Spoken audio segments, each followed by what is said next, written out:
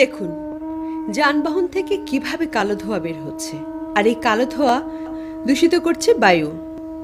মানুষ সেই দূষিত বায়ু নিঃশ্বাসের সাথে গ্রহণ করে নানা রকম অসুখে ভুগছে, যেমন হাঁচি, কাশি, শ্বাসকষ্ট সহ ফুসফুসে অন্যান্য রোগ, যা পরবর্তীতে আরও জটিল রোগে পরিণত হতে পারে। অতএব আমাদের করণীয় কি? নিয়মিতভাবে যানবাহনের রক্ষণাবেক্ষণ করা, ভেজালমুক্ত জ্বালানি এবং লুব্রিকেন্ট ব্যবহার করা, আর বায়ু দূষণ নিয়ন্ত্রক আধুনিক যন্ত্রপাতি ব্যবহার করে কালো ধোঁয়া যাতে নির্গত না হয় সে ব্যবস্থা নেওয়া। আসুন আমরা সবাই মিলে এই বিষয়গুলোর উপর গুরুত্ব দেই, একযোগে কাজ করি এবং সবাই সুস্থ থাকি।